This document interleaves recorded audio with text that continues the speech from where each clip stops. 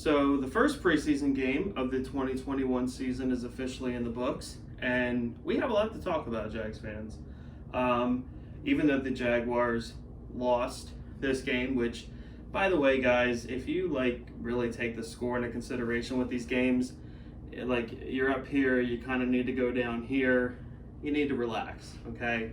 See a lot of people on Twitter, the world's coming to an end, 0-17, here we come. You need to stop. You need to relax.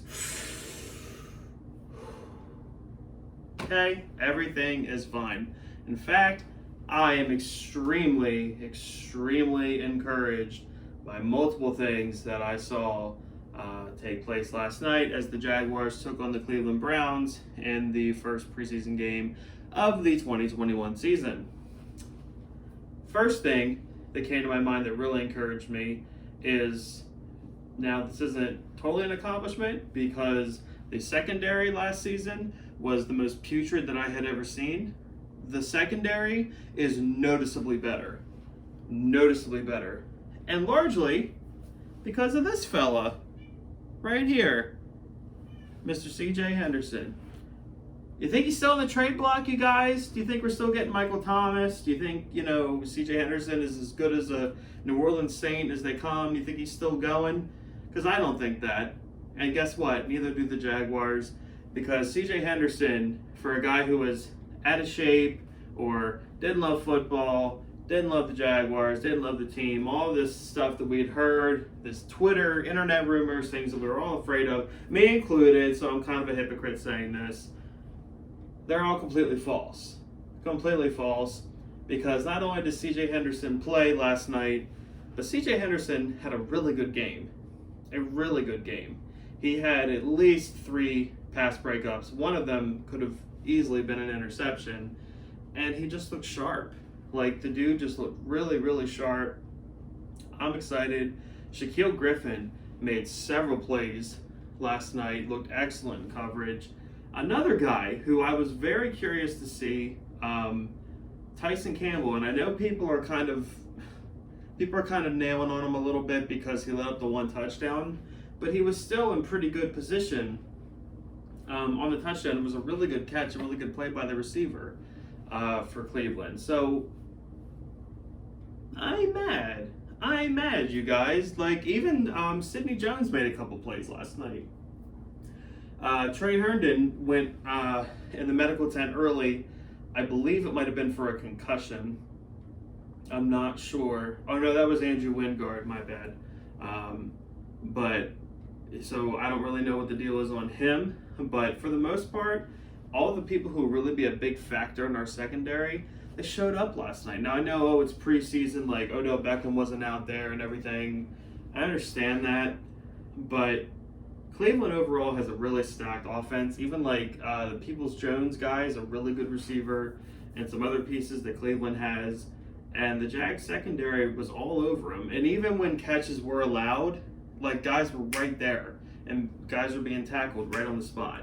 Whereas all last season, preseason, regular season, didn't matter. Guys were 5, 10, 15 yards wide open consistently, play after play after play. And it was sickening to watch. The secondary looks to be much improved. Rayshawn Jenkins made a handful of plays. Another guy who made a handful of plays is Andre Cisco.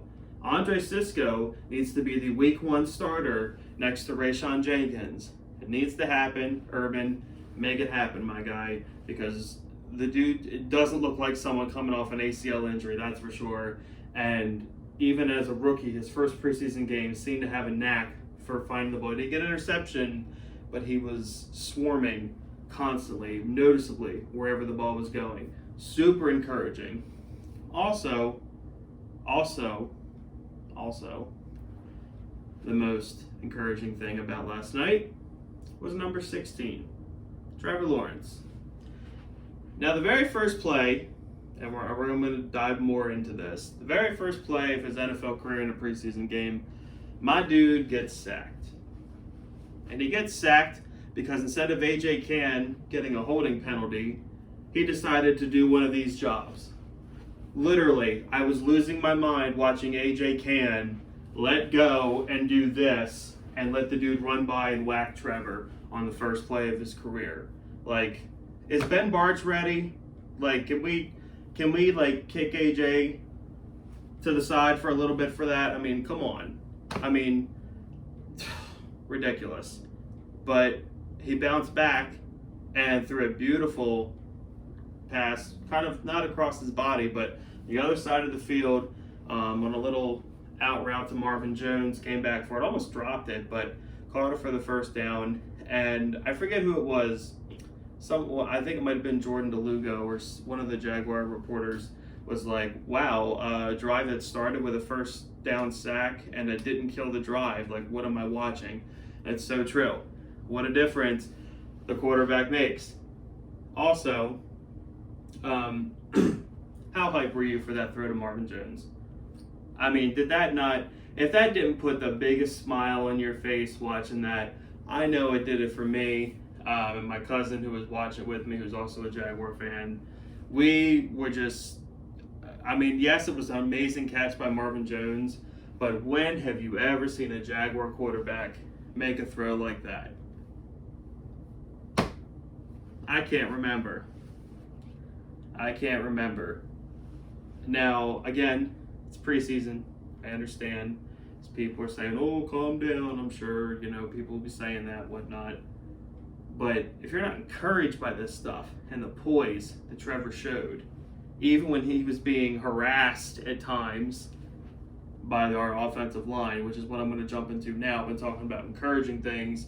Now I'm going to talk about a few discouraging things. The offensive line is actually a real concern. And Walker Little is probably going to be starting sooner rather than later, because I understand it was against lower competition, but he looked pretty solid all night. He never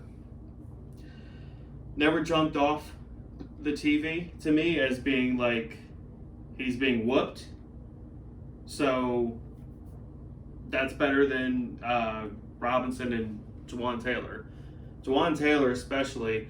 And now, like, Jawan Taylor has a special place in my heart because, like, I met the dude and he's, like, tweeted at me a couple times when I share the photo that he took with me.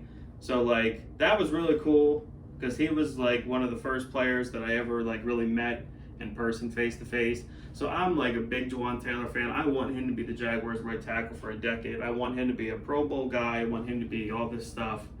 But I saw some concerning stuff from my boy last night, and I am like, we spent all off season talking about how Cam Robinson needs to step up or Walker Little's going to take his job. I don't think we talked about Jawan Taylor and how concerning that is. And again, I don't like to talk bad about the guy because, like, me personally, I really like him. I really root for him, but man, like, dude, you gotta step it up just a little bit, buddy. Like, this franchise finally has a quarterback, and you are the key to making sure that he stays healthy and upright. And what I saw last night was not the most encouraging thing. So, I mean, Andrew Norwell didn't play. Brandon Linder was only in there for a little bit. So, it's not a complete picture, but from what I saw from the tackles, not the most encouraging thing. Another thing that's kind of discouraging is Gardner Minshew looked like garbage last night. Gardner Minshew did not play very good football. Now, obviously, we all know he's not the future of the Jaguars, but now I think there's actually kind of a serious question. Does Urban Meyer keep C.J. Beathard over Gardner Minshew? Because C.J. Beathard was more productive on the field than Gardner Minshew was last night, and they're paying C.J. Beathard a lot more. So, I don't know. Like, because there was one play in particular, because once it got into, like, the late second quarter, third quarter, all I really wanted to see was stuff from Travis Etienne. And there was a play where Gardner could have easily just dumped it off to him, and there wasn't anyone in 15 yards of Etienne, and where we could really have seen him in open space, what he could do. And Gardner wasn't even pressured, nothing, and just totally floated it 5 yards over his head. Like, you're a third-year NFL veteran now, like, and you're still making that mistake. It's discouraging. I mean, I'm one of the Jaguar fans that isn't a Minshew hater, but my boy didn't look too good last night. Didn't look too good. So that's kind of a question.